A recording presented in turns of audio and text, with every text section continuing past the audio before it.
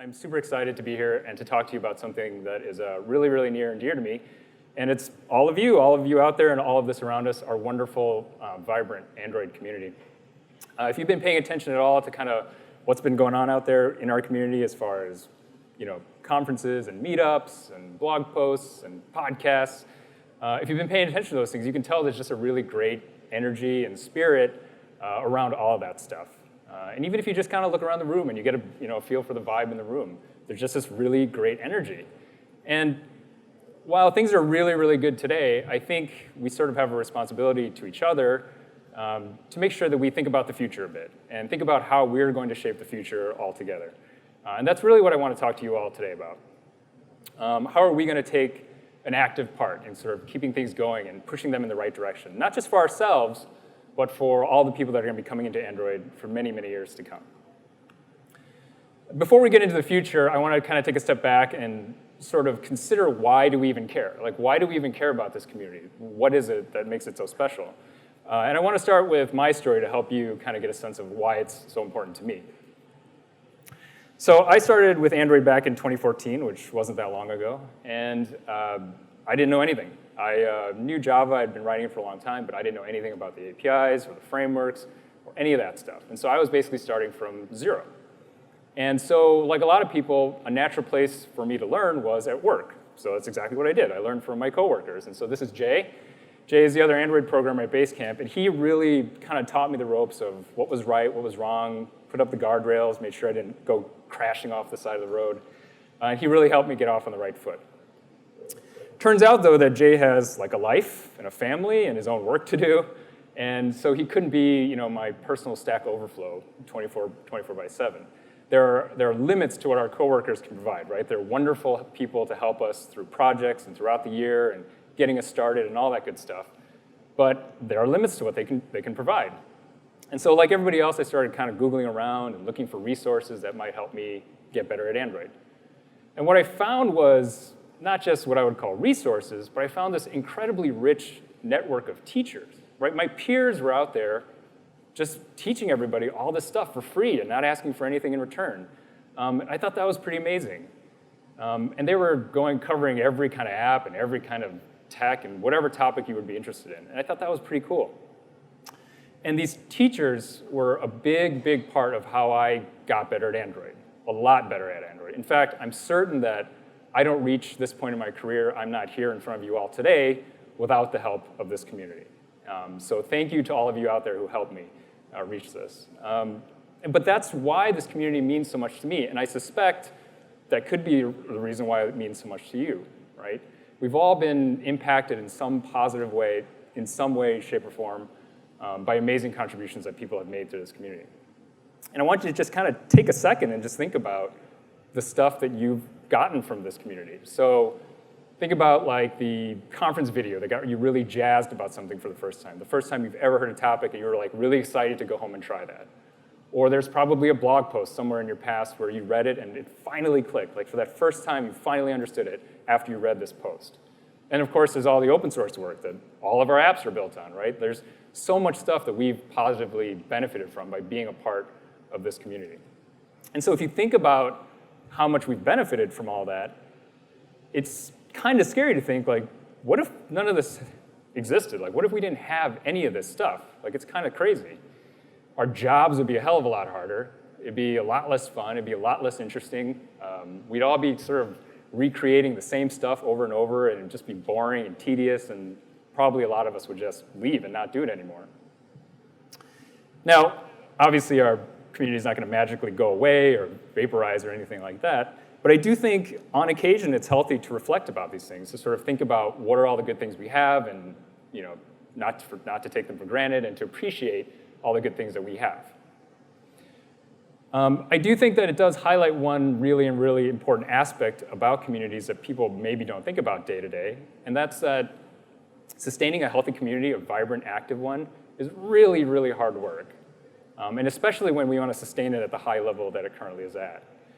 These things don't build themselves. They're not just some miracle of the universe or something like that. They require the efforts of thousands and thousands of people just pitching in and throwing in and making these amazing things. And so I think sometimes it can actually be easy to forget that, because if you look around the community sometimes, some people are really, really good at it. Like, they are super pro at making these things, whether it's open source or speaking or whatever it is. And so it would be easy to think like, well, it's not much work for them, and like it's easy for them to just spin these things out. In reality, it's probably actually more like hundreds and hundreds of hours of work, right? These people are dedicating their personal time. Like, remember, most of the time you're not doing this at work. They're dedicating personal time after work, making open source projects and writing posts and doing all these things that we benefit from. Now, I don't say that for you to like feel bad for these people or think that they're martyrs or incredible or whatever else, but just a level set so we're on the same page. Like, it's a fair bit of work to put this stuff together for communities, things like conferences especially. The other thing that makes sustaining a community pretty tough is that Android moves fast, right? We all know this, but if you look back 2 or 3 years, not a lot of stuff is the same. Hell, if you look back at I/O from a couple months ago, not a lot is the same even today, right? So that's awesome, and that's exciting, and that's a lot of fun for us, but that does give us a really big surface area to cover. That means there's a handful of people covering a bunch of different topics that are constantly changing, and that makes it tough. And so because things move fast and because things take a lot of time to work on, what ends up happening is sort of you see these natural ebbs and flows to how people contribute, right? Sometimes you see people take breaks from speaking. Sometimes you see maybe like an open source project that goes unmaintained.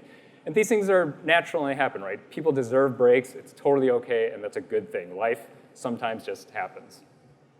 But because people are cycling out, we have to also make sure that people are cycling in as well. And that's why, if we really, truly appreciate this community, and if you have ever benefited positively in any way from its contributions, we really need as many people to become active contributors back to the community, especially folks who have not been super active previously. It's really, really important to remember that new voices are a really key element in making sure that we're moving this community in the right direction and moving forward. And new people bring a bunch of really important qualities to the table, but there's 2 specifically that I want to talk about.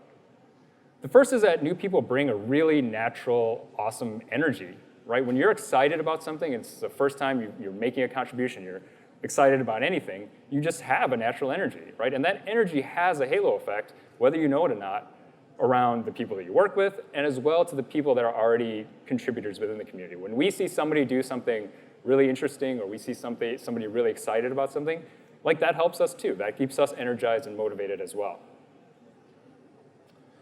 The other thing that's really important is that new folks bring in a diverse perspective, right? The worst thing that could happen is that this community becomes a stagnant group where ideas are unchallengeable. So these diverse perspectives are really important because there's sort of fresh ideas and new angles of thinking about stuff, and sometimes just challenging the status quo, just asking questions about, hey, we've been doing this way for a long time, should we still be doing it this way?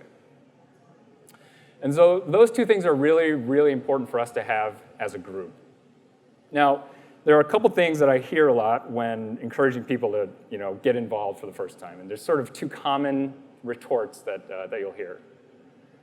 The first thing people will often say is, well, I don't have anything new to say, right? I don't have anything to contribute. Anything that's important has already been talked about, and why should I be involved? Why should I do something that's already been done? And I get what you're saying, and I understand kind of where you're coming from. The reality is that you are 100% completely wrong about that. Here's the thing. The thing you need to remember is that the sum total of your life experiences, everything that's brought you here today to droidCon, your struggles, your successes, your entire journey, all of that is inherently unique, and therefore it's important. Somebody out there can learn from your journey of how you got to where you are and how you present a solution or how you present a problem. So if you and I have the exact same skill level somehow, and we are talking about the exact same topic, I guarantee you it does not affect the same people the same way. And how we present that, what we do, and the form that takes is inherently unique, and therefore it's valuable.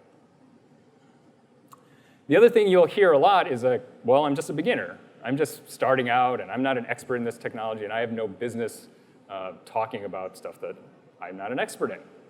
And again, I understand where you're coming from, and I understand the hesitation. But I think sometimes what you may not realize is that being a beginner is an advantage sometimes. And you're probably like, well, how can that possibly be? Well, here's a quote from a book called Radical Candor from Kim Scott. And she writes that the essence of making an idea clear requires a deep understanding not only of the idea, but also of the person to whom one is explaining the idea. And if you really think about that, it makes a ton of sense.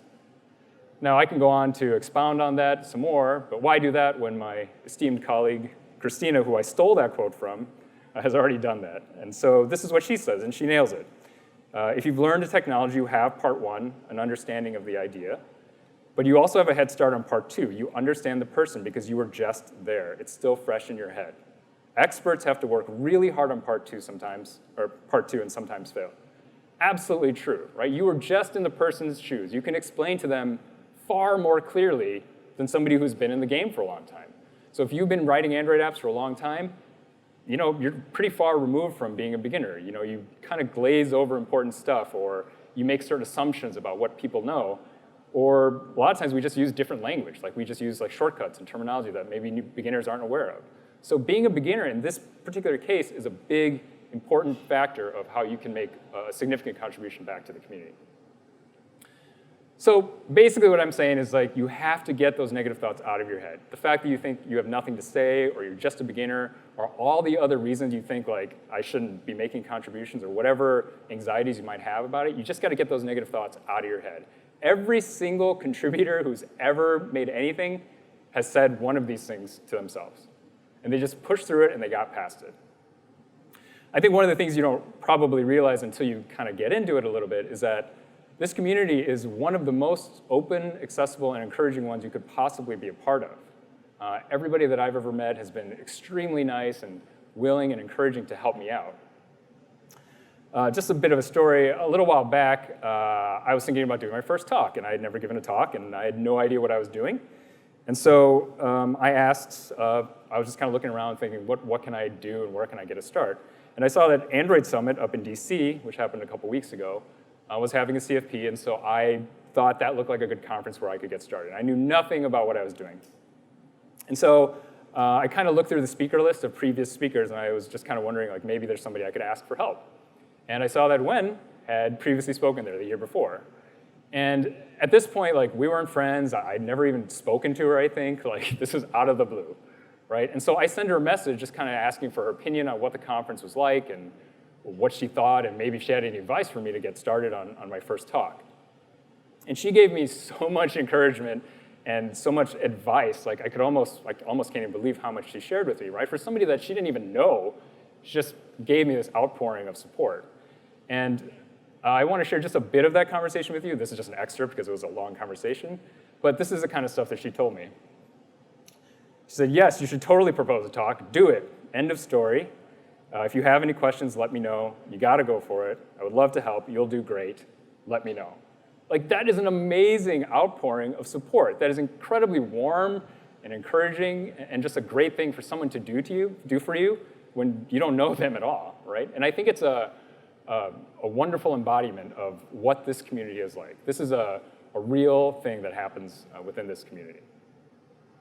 I think the other thing that you can't really fully realize until you're sort of in the game a bit is that it's an immensely rewarding experience. If you think about it, there's not many professional endeavors that you're going to be a part of as an Android developer where, one, you help others and you get to pay that forward. Pay forward all the things that you've gained from it. Two, you make new friends and new contacts and meet all sorts of interesting people around the world. And three, you're improving your own skills and getting better at your job while you do it because you're learning a ton when you're teaching, right? Those are three pretty good reasons that, if nothing else, are really important parts of you being involved. So at this point, I've got you convinced, right? You're all thinking, yes, I'm going to be an active member of this community, and I understand why it's important, I understand why it's valuable, and I have an important voice. The next thing you might be thinking is all right, well, where do I start? I believe you, Dan, but I don't even know what to do. Where should I go? Well, lucky for you, I've thought of 4 different ways that you can contribute, and they're all a little bit different, and I kind of picked them because I felt like they were suited for different personality styles. So some of them might interest you and some of them not, but I tried to pick a wide enough variety of them. And obviously, these 4 are not the only ways that you can make contributions, but they're 4 that I thought were pretty representative and pretty good. So I'm going to go into each broadly, and I'm just going to give you a few tips on how to get started in each one. We obviously can't cover everything in great detail, so I'm just kind of going to give you a high level on all this stuff. OK, the first kind of contribution is writing. And writing is one of those things that has always been important to me. It's one of the most important things that we do on a day-to-day basis at work. Obviously, most of our work, or a lot of our work, is in pull requests and in feature documentation and chat, all that kind of stuff. And it's a really, really important skill to have. Like I said earlier, I think probably all of us at some point have read a blog post and read it and said, I finally understand what I'm doing here. And there's a couple things about writing specifically that make it a really useful medium for sharing. The first is, of course, that they're information dense, right? So just packed with a bunch of information, diagrams and explanations and code snippets. And so pound for pound, the amount of stuff that you can give back to the community by writing pretty much can't be met by any other medium. And it's far more effective in that regard than something like audio or video podcasts.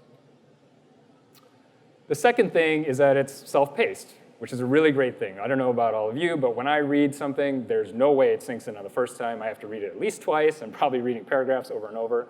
Other people might just be blowing through stuff. And that's actually a really important part about why writing is great, because everybody can kind of go through it at their own pace.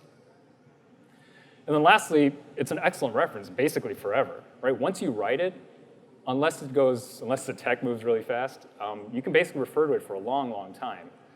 There's this great tweet by Kelly Schuster a while back where she said she finds herself referencing this image scaling guide from Amanda Hill from like years ago. And like I look at this post too still, right? She wrote this years ago, and it's still really, really helpful to a lot of people. Like people are constantly Googling for that. And then Chuki said something along similar lines, like she blogs so that future me can read it, right? If you're not even interested necessarily in helping other people, writing can help yourself. Writing can help you capture your thoughts at that moment. It can really get your help down the road. All right, so if you're interested in writing, a couple kind of quick tips. First, make sure you practice your editing. Editing is going to be one of your best friends as a new writer. One of the hardest things about writing is being clear. And one of the best ways of getting clarity is to edit. Every day I read something, whether it's an email or a blog post or whatever, and my first thought is like, wow, this could really be better if they just went through a good round of editing. And that's not a criticism of those people who are writing those things. I think it's more a reflection of how hard it is to edit. That skill is a learned skill, and it takes a lot of time and practice to get to a point where you're really, really good at it. Now, I don't want to go too deep into the nuts and bolts of how it all works, because there's entire books written about editing and all that kind of stuff. But there are 3 types of editing that I just want you to keep in mind when you are writing. And I'm going to go over them quickly, but just to keep in the back of your mind the sort of types of ways that you can edit when you're writing. The first is obviously you have to cut the fat. This is probably the thing that people think of the most when they think of editing in general, right? You're just kind of cutting down to the bone and getting to your message as quickly as you can in as few words as possible, but still making your point. And this is, of course, very important. But there are 2 other kind of types of editing that I think you should be aware of. The second one is just revising and reorganizing. Again, like a lot of people probably think like it's mostly cutting, and again, that's important. But a lot of times it's just about picking a slightly different word, picking a slightly different phrase, or just reorganizing it just a bit so you can get to where you need to be. And then lastly, if you're ever in doubt, just use simpler terminology. Like I suffer from this problem all the time where I try to make things sound kind of fancy and more important than they actually are. And in reality, using simpler words will almost always be better. So those are 3 really quick tips about editing that you should just keep in mind as you're writing your first stuff. The second thing to keep in mind is that claps are not a measure of your success, impact, or value. I cannot overstate this enough. It seems like every site these days, whether it's Medium or Twitter or whatever, has like their version of positive reinforcement. It's claps or hearts or whatever. And sure, like it feels good to get a lot of claps. It sort of validates you make it seem like a lot of people read it and you feel good about that. But if we're being honest with each other, they're all bullshit metrics. Like none of that stuff matters, right? Some of the best stuff that I ever wrote, some of the best stuff and the stuff that I was most proud about, got like very little attention. And some of the worst, vile, antagonistic stuff that I wrote is like what got the most attention, right? That doesn't make it good writing. That doesn't make it impactful or mean that you've made a good impact on people. So I just really want to drive this home because sometimes new writers will think, well, I'm not making a difference. Like, I wrote this thing and nobody clapped for it, or it didn't get any views or whatever else. Like, that is not a measure of the impact that you hopefully are going to have, right? You got to keep at it, and hopefully down the road, other people will find it. It's very likely that somebody read it, they just didn't go back and like clap for it or whatever. So keep that in mind. Don't get too hung up on this stuff. In the worst case, like Shuki said, is that you have a reference for yourself. You've built something for your own portfolio of writing, and that never hurts. Third and finally about writing, just have a strong opinion. Don't be afraid to tell it how you see it. Having a strong opinion means that you're being clear, right? If you're not being wishy-washy and you don't sort of qualify every statement and say, well, I think I should do this, but other people say they should do this, and then I think that, and other people think that. Like, don't say that stuff. Just be clear and direct about what you think, and be confident in what you're saying. Now, that doesn't mean you're not responsible for what you're saying. Of course, you want to be factually accurate. Of course, you want to be respectful. So you're still responsible for what you say, but be confident, be direct in what you're saying. All right, so that wraps up writing. The second thing you can do is speaking. What can I say about speaking since I'm up here doing it? Well, it's nerve-wracking, and it's a ton of work. There's that statistic that people always say, like, oh, somebody would rather die than speak in public or whatever it is. And you can kind of understand it. And even the most experienced speakers run into this. This is Hadi. He's a developer advocate over at JetBrains. You know, he's saying he gives talks for 2 decades, and to this day, he gets nervous before he gets on stage.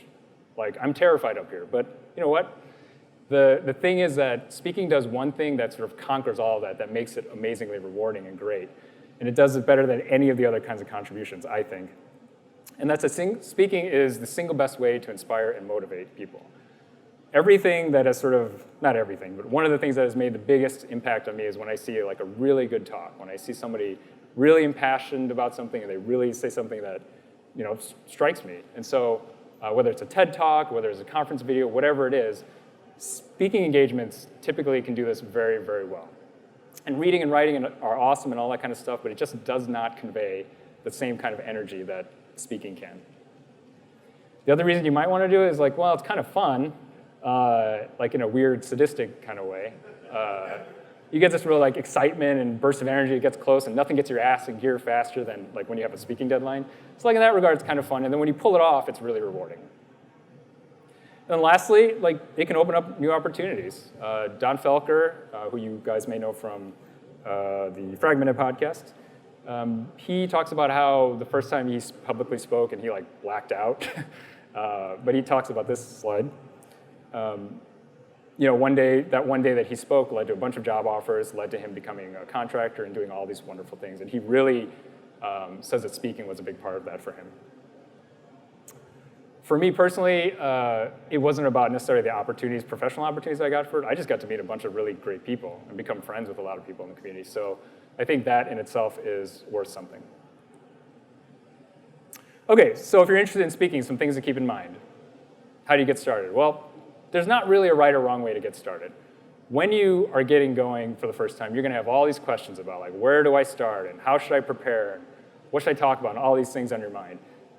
And the answer is more or less like when you're just starting off, it doesn't matter. The key is that you've got to get started and you don't want to get paralyzed by all these questions. Now, of course, you should go out and get feedback from people, you know, talk to the people you respect and ask them about how they do this stuff. But what it's going to end up mostly coming down to is it's going to be about what you want to do and what you're comfortable doing. So for example, like the first time I ever gave a talk ever was at a conference. Like generally, maybe most people wouldn't do that. When I prepare for a talk, I'm just like by myself. I don't do it in front of anybody else. The first time anybody sees this is when I go on stage. A lot of people probably would not give you that advice and say like, oh, you should do this or you shouldn't. But again, that's what I'm saying. Like that's how I do it and that's what's comfortable for me. Doesn't mean it's for everybody. So the biggest thing is for you to just get started. The second thing is that you really want to be yourself. One of the hardest things to do when you first start speaking is kind of just like figuring out your style. Me, you can see like I use emoji all over the place and I wave my hands like a crazy person, but that's just my style, right? Mark Allison, if you've ever seen him speak, he does a magic trick before every talk he does. Christina and Wen, they do live coding. Like I would never attempt any of those things because I would probably kill somebody if I tried to do those things. So again, a lot of it's going to come down to how you want to do it and how you're going to be comfortable. You're going to be tempted to sort of maybe try to follow what other people do, and it's okay as guidance, but in general, what you want to do is just do what comes naturally to you. Be comfortable. And you got to remember that people are there to see you. Of course they want to see the topic, of course they want to learn it, but they want to learn it from you. They're there for a reason, so don't forget that. That said, there are some things you kind of want to generally avoid. Chet Haas has this great talk called Top Tips for Terrible Tech Talks. It's a satirical talk he did a while back, but it's worth watching. It's kind of funny, and it talks about some stuff that you probably shouldn't do. Finally, just don't forget that we're rooting for you, right? We all want you to do well. Everybody in the audience wants you to do well. Nobody in an audience wants to go home, back to the office and say, whoa, I saw Dan completely implode on stage, and it was awesome. Like, it's exactly what I wanted to see. Nobody says that. Everybody wants to say, I learned a lot, I had a great time, and all that kind of stuff. So it's important for you to be confident up here because I'm telling you, the people out there really want you to do well. And really, what's the worst can happen? Like, you flub a line, or you fall off stage or something like that, like you'll have a great story anyway. So when it's over, you'll be happy, it's a success. Don't look back on it and have all these like second guesses of all the things you could have done. All right, if writing and speaking aren't really your thing, one thing you can do that's sort of less about putting yourself out there and less about putting yourself in the public space, but is still equally as valuable, is just mentoring. I think it can be easy to forget if you've been in it a while, how hard it is to get started in something new, like how hard it is to be a beginner. People need a lot of direction and they need a lot of help, and like it's very easy to get confused. We all know Android is a complicated thing. It can be tough. What's great about it is that when you mentor somebody, you're really setting them up for long-term success, whether you know it or not. You might be laying the foundation for, if you just mentor them for a little bit, for a couple months, you might be laying the foundation for them for years to come. And mentoring has this compounding effect too, if you do it right, that if you help them out, they're going to help out a bunch of people. And those people are going to help out a bunch of people. So you're laying the groundwork, not just for one or two people, but for a bunch of people. And I got to say that as far as having the opportunity to do this a couple different times, it is immensely rewarding when you see somebody kind of grow past you, when they get better than you, right? That's a pretty great feeling to see somebody really shine and become what you want them to be. So if mentoring is something you're interested in, a couple things to keep in mind. First of all, 100% expertise is not required, and of course, also impossible. You can't possibly know everything. But what is important is that you show people your approach, and you show people how you think and how you solve problems.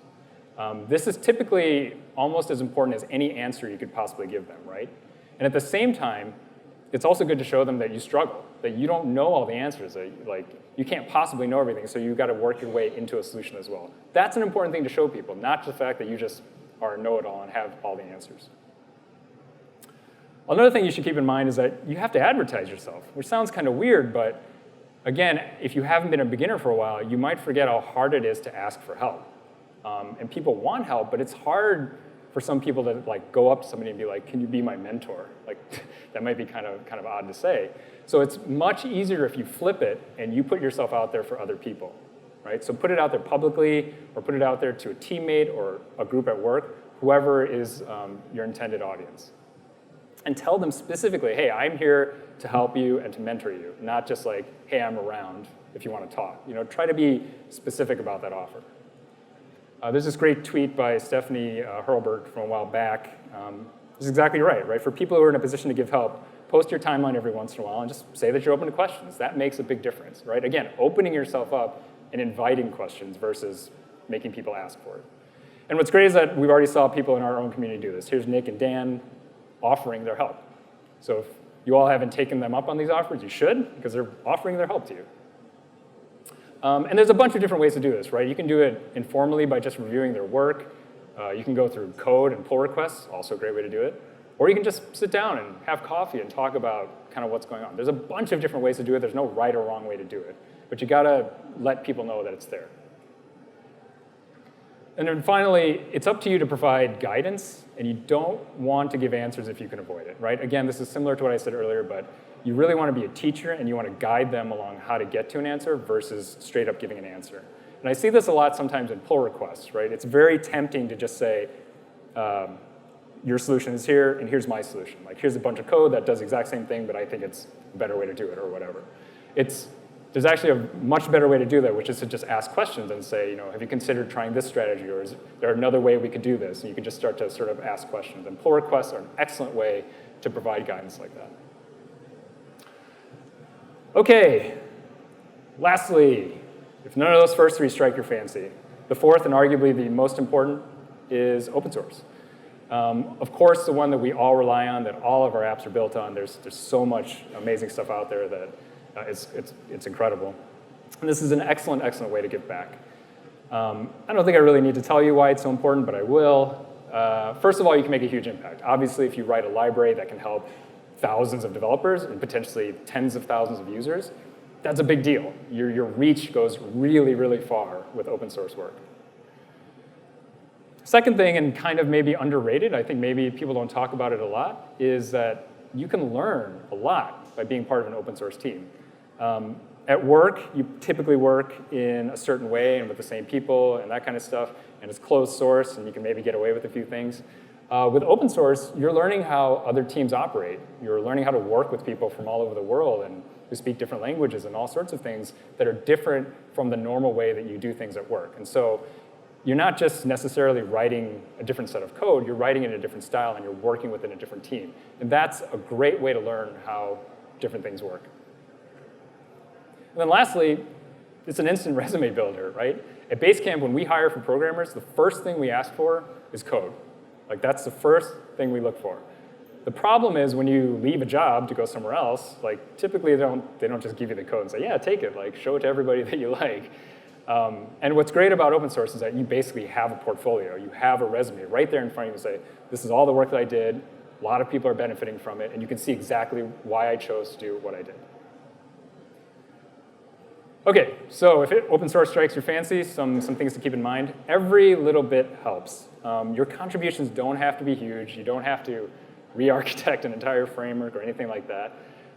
You can do small stuff, like fixing a small issue in the issues list. Like, maintainers love when people pluck off the issues list and they just get the issues list gets smaller and smaller. Like, that's a big deal. Working on the readmes or the documentation, like, that stuff is not necessarily the most fun stuff, but it's super important. If you've ever read an open source project doc and you're like, oh man, this doesn't have what I need, I wish it did, you could totally fill that gap. And even something as small as just logging an issue, like logging a well-documented issue with reproducible steps and a way to get there, like, that in and of itself is a very important contribution to open source. The second tip, discussion is really good, but code is great. So many times what you'll see in open source projects is that there's a really long discussion about, like, how to do something or what's right or what's wrong. And of course, all of that is good. Discussion is absolutely necessary and required and a good thing. But sometimes, discussions kind of veer off and they kind of get nitpicky or they stagnate and they kind of just go in weird directions. And the beauty of code, of course, is that it cuts through all that, right? So you can cut down to real solutions and get to something actually working and propose that as a solution. And it might not be right, but at least it starts a real discussion about something that is real versus abstracts and theoreticals and all that kind of stuff. Third and finally, just be friendly and respectful. I know it's hard sometimes. We're spread across a bunch of different continents and talking a lot of different languages. Miscommunication is going to happen. What you have to remember, again, is that people are doing this with their own personal time. And generally speaking, people are not trying to be rude or dismissive or anything like that. They're just trying to be direct. They're just trying to get the thing done, right? Again, they have a limited amount of time, and so they're just trying to get it done. So don't assume that people are, like, trying to be rude or not listening to your ideas. They're just trying to be direct. Another great tweet from Jesse Frizzell. As much as you think open source is about the code, it really is all about the people. So that's it. Those are the four that I think are good starting points for a lot of people. Again, of course, they are not everything. I hope there's something out there that appeals to you. I really encourage you that if you have not been an active contributor to the community, to please consider doing so. Really think about all the benefit that you've received personally, and hopefully you'll decide to give back. The last thing I want to leave you with is that a year ago, I had never given a talk. So I alluded to that earlier. My first talk was at Android Summit almost a year to the day. And again, I had never done anything before that. And now I'm keynoting at droidCon. And I don't say that to make it sound like I'm hot shit or I made some huge accomplishment or something. I'm only saying that to give you perspective, for you to think about, if you start today, who knows where you'll be in 3 months, 6 months, or a year. You could be the most prolific speaker, the most prolific open source contributor. All of that is possible, but you gotta start. I can't wait to see what you all come up with. Thank you for listening, and have a great droidCon.